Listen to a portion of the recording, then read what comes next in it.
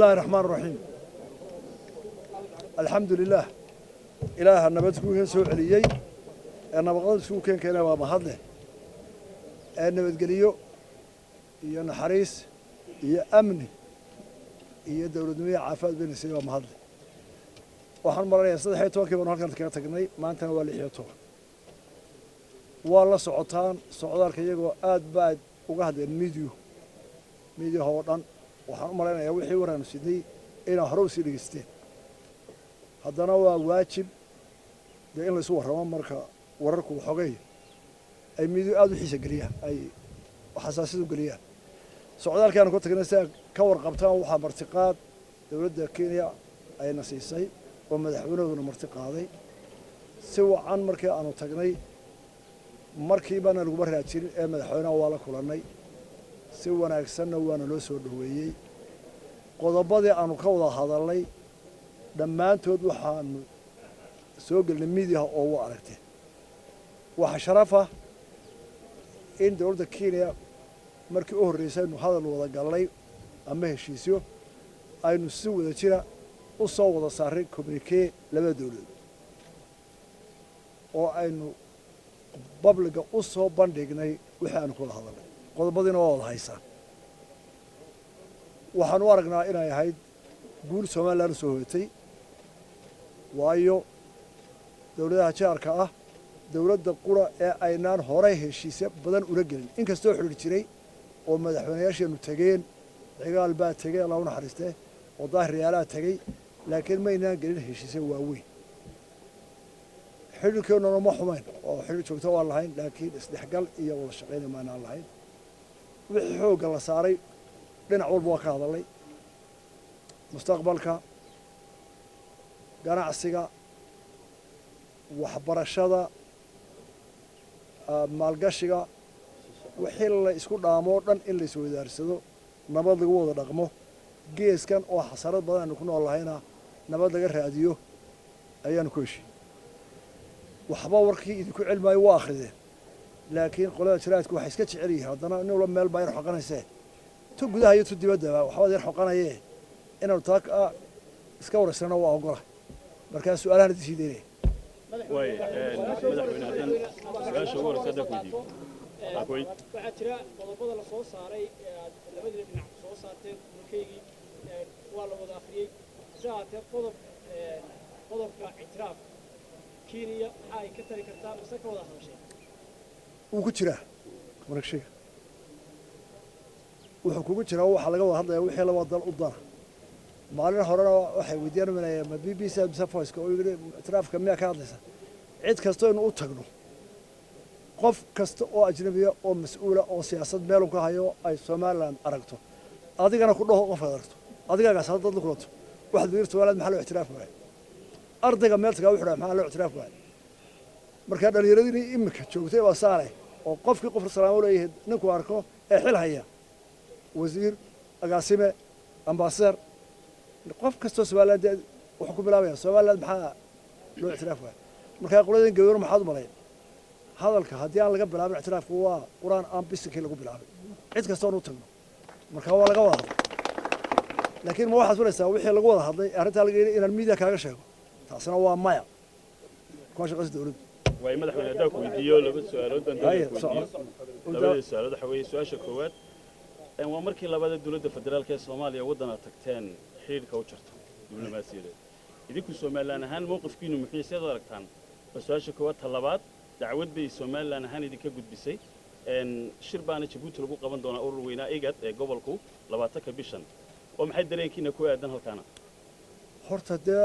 dareenkan ku ay la yimaadeen qofkii aan u tagnaba inay cilaaqaadka u jiraan qudhadeena waxay noo fureen albaab wanaagsan Soomaaliland waxay fureen albaab yar oo ictiraaf ku imanayo socdaalkeenu barno kulwan maalinba dawlad u meel shiriyo taasay ka tagayo Afrika ku dawlad way ka bixi inaguna uu degi doona anu saasaan u arka dawladaha iyaga xiriirka jara Soomaa inagana maxay lagu waajiba inaanu dawladdu ma la shiro oo arrinteena kala hadlo dawlad oran kartaa ay kala hadlaan arrinteena ma jirto binaad way subahay dawladaha waxaan ku dhahnaa ma qasawno waxaan ku dhahaa waxaanu nahay Soomaaliland oo 30 sano jirtay oo sidaas waxaanu doonaynaa inaan wada hadalno oo wixii aanu ka heshiin karnaa aanu ka heshiino nabad ku wada noolaan ninku salaamiya diidisa marka aniga taasa ay faran oo ay dhiibteen idinkana waa farantay wariye arday baac mushtar qofna Soomaaliland xuquuqdeena caalamka waa ugu halgabaynaa qof safaarad iyo dawlad midba wax leena Soomaaliland waa tan way socotaa way dhisan tahay waxay ku leedahay wax muddo qabsan karaa kayna wax muddo qabsan karaa masalan kan idhigay midib ma saaray marka qoladan haday nin walba ay ka didayaan meel waa galina waa ka didinaa Djibouti shirka waa igad boo ka socdaa hadda qorshaygu hore kuma jirin waxaan u maleynayaa hadii inay igad ka wada hadlayso waana dacwada qoladana geysay oo kaliya iyo saabsan doonta laakiin waa tagayna mid walba waa tagayna waa ka saarayna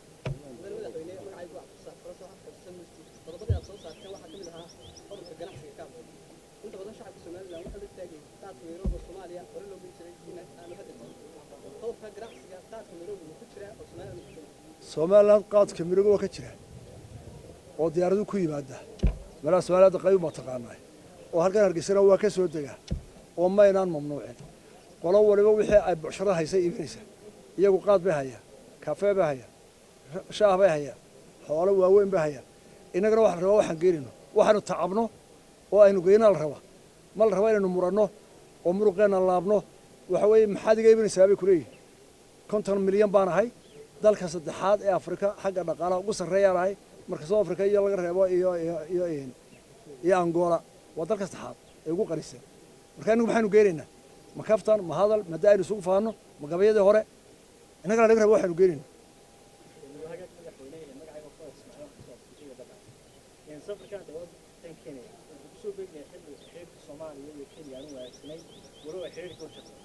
dadku waxay aaminsan yihiin xiriirka Kenya ay Soomaaliland la yeeshaan dadka waaweyn taageer oo ay doonayso in Soomaaliya ay ku cadaadiso ama ay ku dhisato inka tasmiin ma ima muuqato waxay taasi u muuqataa ninka Soomaaliland la cola ee doonaya hawsha qabsanaysa inuu yareeyo hoos u dhigo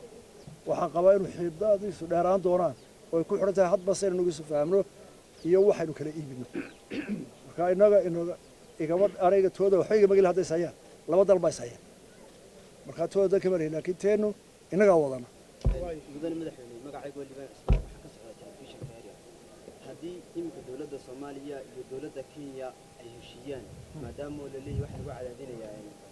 arrintan wax lagu cadaadinayaa Soomaaliga lagu cadaadinayaa ma laga yaabaa in heshiiyo badan oo ilmo kale inay naga baxaan oo maxaad u qaadan weyday halkaad ka qaadanayso waxa la leeyahay hadii la cadaadiyo asaasay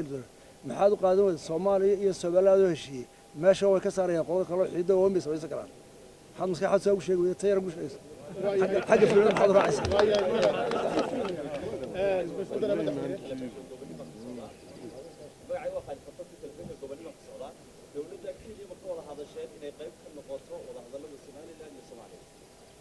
waxaan ku iri arrintaas guud oo uga hadal waxyaalaha detailkeena sirida deega filmisi media aan soo dhigo wax badan baan media aan ogoleen adiguna aad goosheena soo baarato واي مدن مدحوينه مقعيبو وعبد الرشيد عبد الوهاب وحيدينيا سؤال كنت حلقدا سومالي سياسيين سومالي لانا oo xilal Soomaaliland ka haya Muqdisho muddo 4 sano ama 5 sano intay joogaan ayay Soomaaliland cafi soo weydiistaan